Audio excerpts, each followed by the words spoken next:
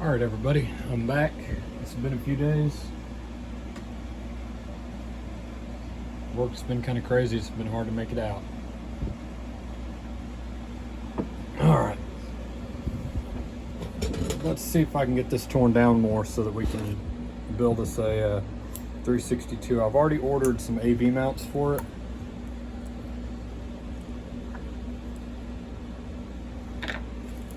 I got to be a little bit frugal on this build. There have been some changes, so I got to make sure I stay responsible. If it hadn't ingested so much sawdust, this is actually in really nice condition overall. I don't think it was a very high hours saw.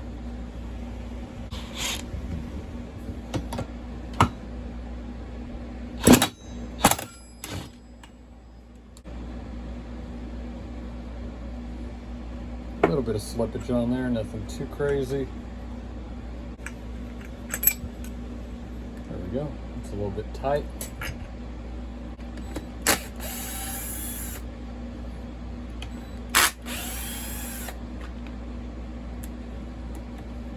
It's your standard chain brake assembly on most all steels. I'm going to trip it forward real quick.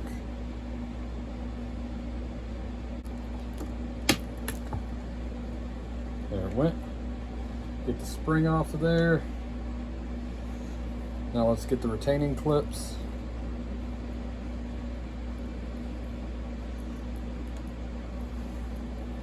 Honestly, once you figure out how to take the handles off, these are not very hard saws to take apart. And they're pretty decent overall. I don't have any experience with the 362 though. But this is the design that STIHL went to after they started doing the 441. This is kind of like your 462s, your 500i, things of that nature. I'll stand this up for a second and wiggle that, and the whole assembly comes apart.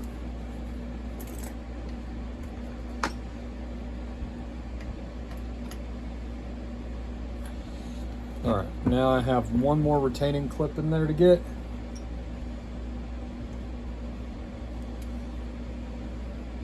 Like I said, it's your stock standard chain brake assembly. So now we've got our cam real quick.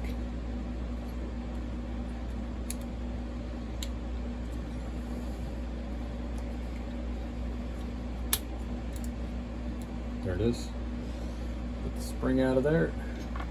All this is going to have to be cleaned thoroughly. This is actually kind of surprising down in here.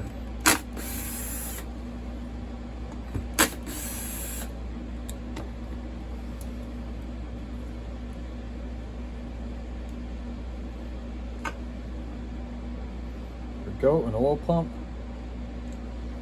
I want to see if maybe Sawzilla or somebody has a high output oil pump for a 362, because I've wanted to convert this one over to a wrap handle potentially, and also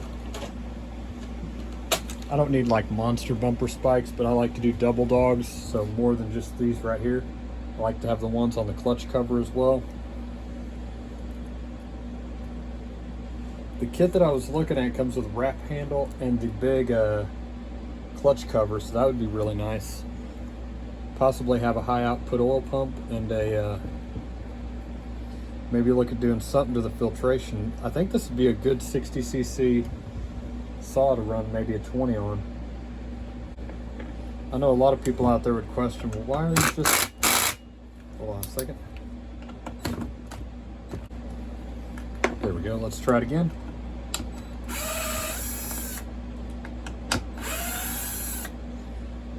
I know a lot of people would question, not everybody, but some, why would you want to upgrade a saw that's run such a short bar?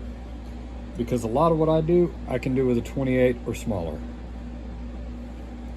That's that nasty AV mount right there. Overall, it's just a bunch of a bunch of nastiness in here. I'm feeling kind of sorry for this saw all of a sudden. I wish I'd have gotten to it sooner. It's been on my shelf for a while. I just didn't feel like building another 60cc.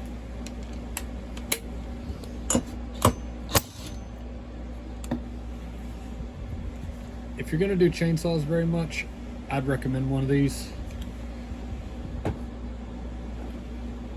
At least something of equivalent power. You can use the smaller ones, but I don't feel like they work quite as well as that. All right, tighten that down. Tighten that down. And we're gonna use a flywheel puller today. I normally do, but I don't do very many of these smaller saws like this, where a lot of what I like to work on are the like the 70cc class. I like working on even the 50cc class, but for some reason this one doesn't have the internal threads for the other flywheel puller I like. And of course it has to be an oddball size. 17 mil. Because why wouldn't you just make it a 19 or a 13 or something normal?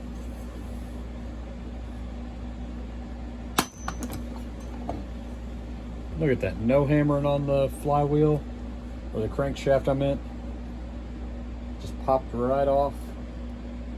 That'll get cleaned off with a brush. All right. I think I'm gonna plug the decomp. I keep those in stock, those plugs. I don't really see a need to have a decomp on this saw. It's not gonna be a super stupid high compression saw.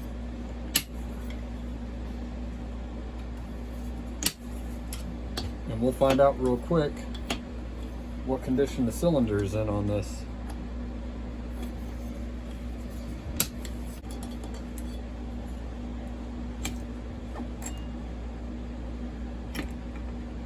Alright, I think I can live with that.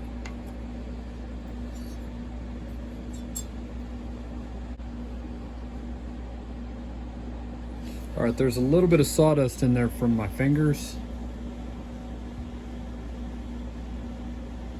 But overall, the chrome is intact and it just needs a crosshatch in it. And I think this will be a good running saw again.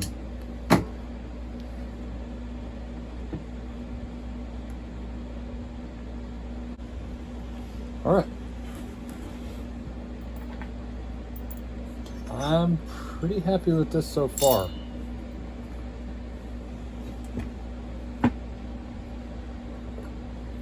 We'll do crank bearings, seals, the usual thing that I do. I'm gonna go with a Meteor piston on this because I didn't want to dump a bunch of money in it. I've already got a 2036s. Honestly, I probably need to consider selling or trading one of them. Originally, whenever I rebuilt the 36s, I was gonna give one to my brother, but he's not here, so.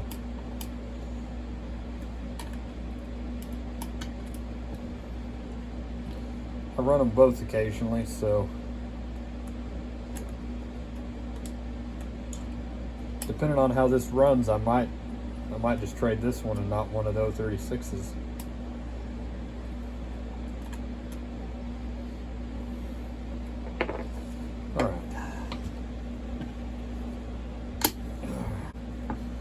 Remember, most STIHLs have a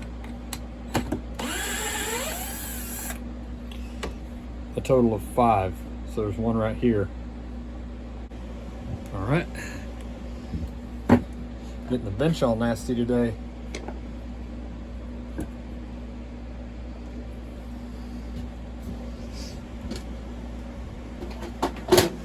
We're gonna use a 4-ounce hammer on this real quick. And it's just a light tap, I'm not going hard. All right, all those are broken loose.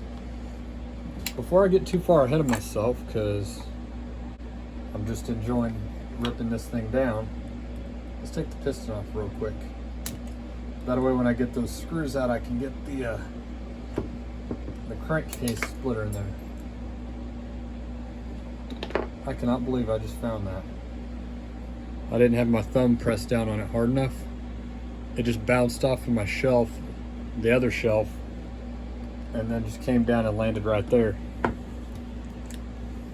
Landed on a grease rag. Normally when those rocket out, they're gone forever.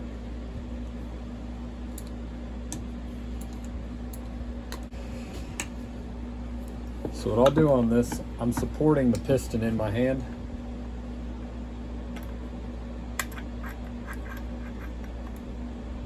I'll line that up.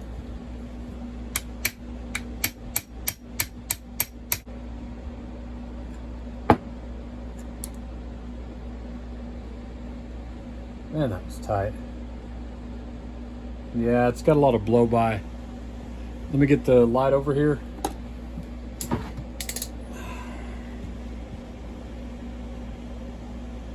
You can see all that black underneath the piston right there.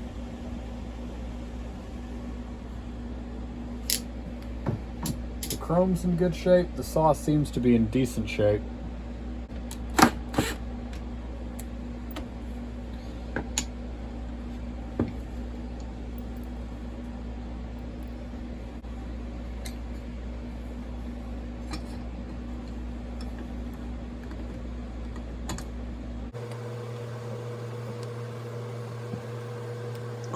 Make sure you're straight. I'm actually down a little bit. Let me back this down.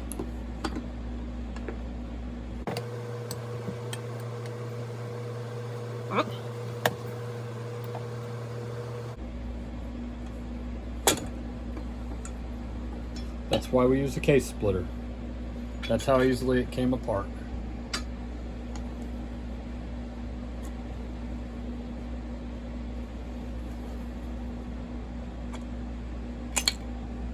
There's a little bit of oil left in the bottom. I'm pretty sure I dumped it, but I guess it was sitting in that spot where it just couldn't quite make it out. The bearings don't sound good, and that oil that's in there, that's actually way too runny.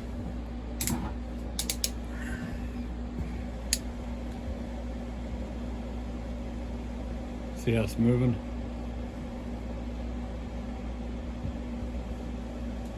I think that's a little on the thin side for me. I normally run the STIHL Ultra bar and chain oil, primarily because I don't want to switch bar oils, and whenever I'm running a 36, 32, I'll even a 42, I don't want thin bar oil. I want something that'll stay on there. Something that moves good through the bar grooves, but also doesn't sling off instantly.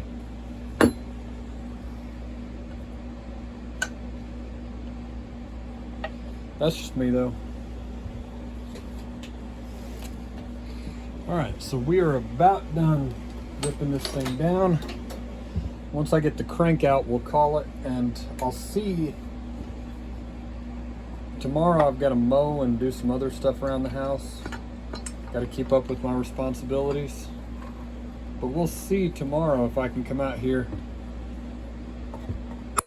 and do like a good wash on all these parts. There it goes. Maybe Sunday, today is Friday. I'll see if Sunday I can come out here, maybe do a little bit of assembly. Alright, well I think I'm going to call it right there for today. So tomorrow, potentially hot water bath, scrub that off, scrub the tank handle, get everything clean. Maybe Sunday I'll come out, do some bearings and build a bottom end. Then I'll do a video on honing the cylinder. I'll try and get this cleaned up, pull the intake boot off of there, and then we'll kind of go from there. I've got AV mounts coming right now, but I think that should do it. Talk to you later. Take it easy. Bye.